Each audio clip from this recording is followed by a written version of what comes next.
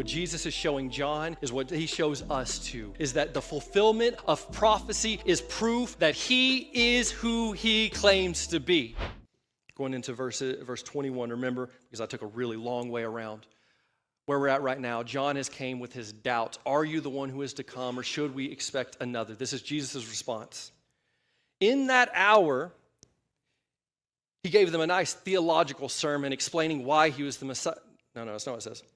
In that hour, he healed many people of diseases and plagues and evil spirits, and on many who were blind, he bestowed sight. And he answered them, "Go and tell John what you have seen and heard. The blind receive their sight, the lame walk, lepers are cleansed, and the deaf hear. The dead are raised up, the poor have the good news preached to them, and blessed is the one who is not offended by me." And so his response here isn't necessarily a response at all. In fact, what he does here in this moment is he begins to just do things. They come and they ask him this question like, "Jesus, are you the one who is to come, or should we expect another one?" He goes, "Wait just a minute."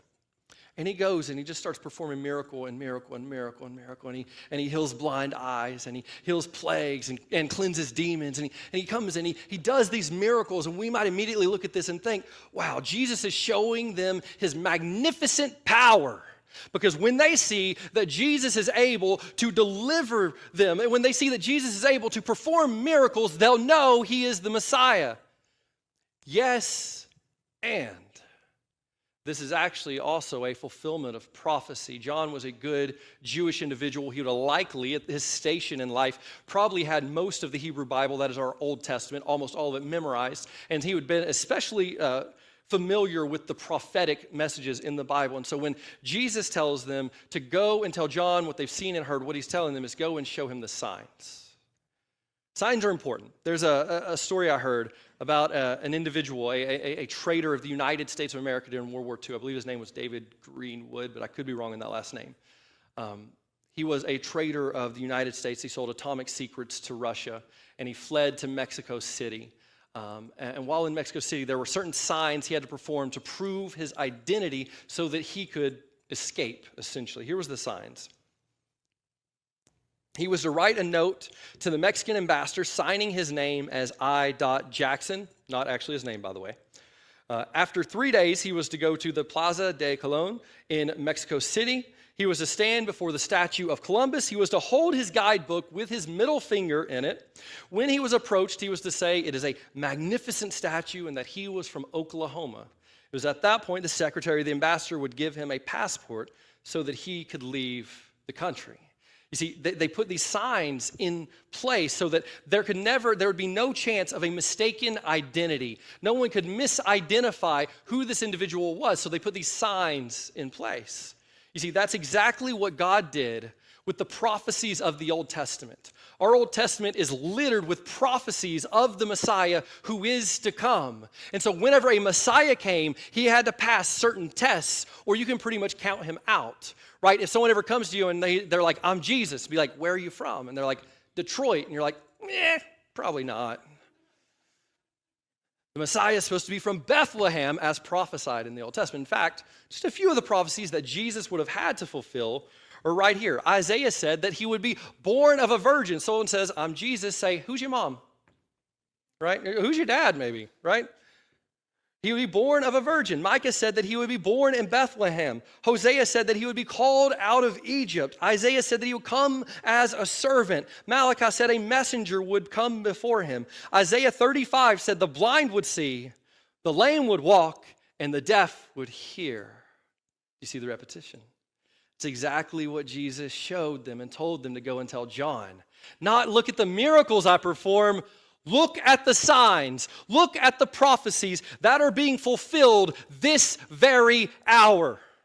You want to know if Jesus is the Messiah? Look at what he did. He fulfilled prophecy after prophecy after prophecy.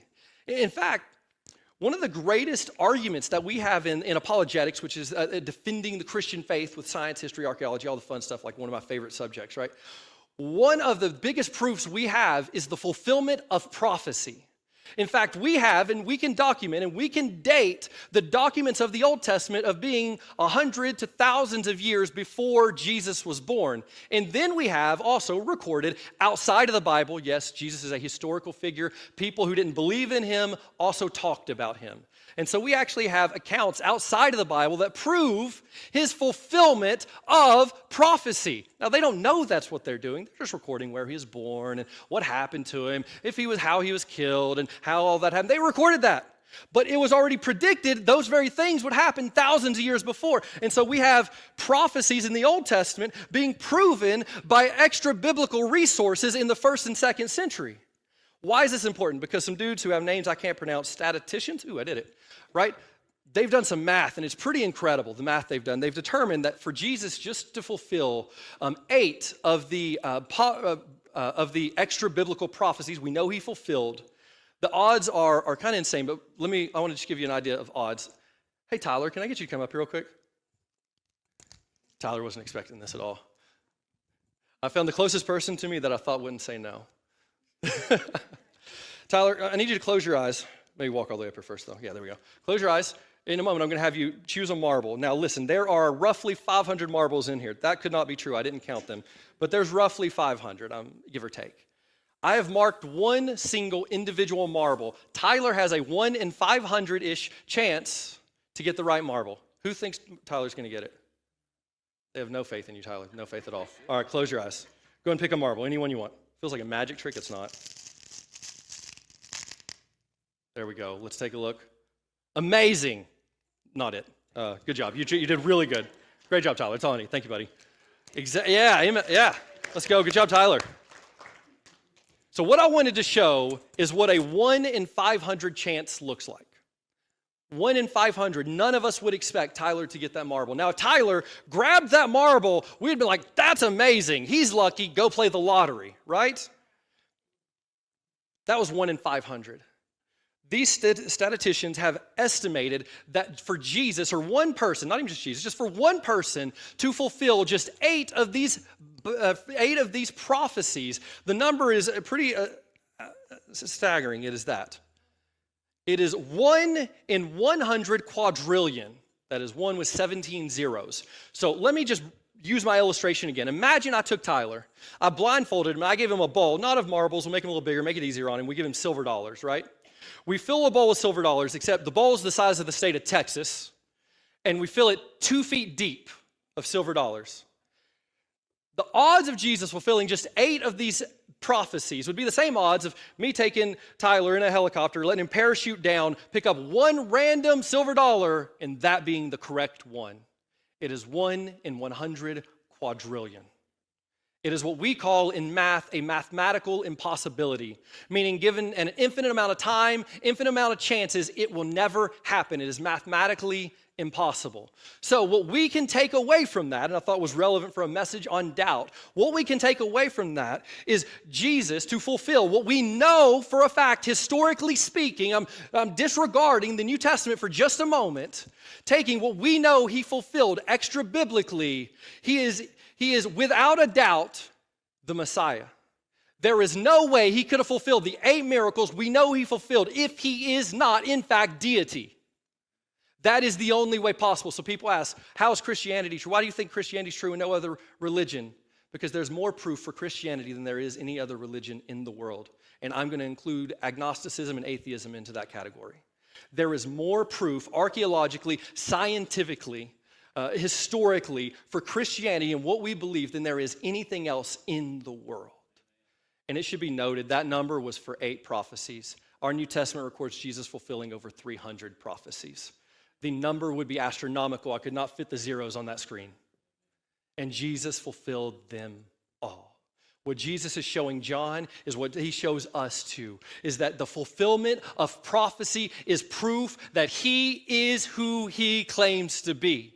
And so if you're here and you're struggling with doubt, I hope that encourages you that there is more proof for Christianity than anything else, and that people outside of the Bible record the existence and the life and the death, and some even mention very slightly the resurrection of Jesus in historical documents. The same historical documents that we know pretty much everything about the first century from, that is in our social studies textbooks, that are in our history textbooks, those same writings record Jesus of Nazareth. Jesus is who he claims to be. And that's exactly what he's telling John right here. You see, fulfillment of prophecy isn't a coincidence. It's confirmation. Jesus is the Messiah. Jesus is the Messiah. All right, let's keep reading.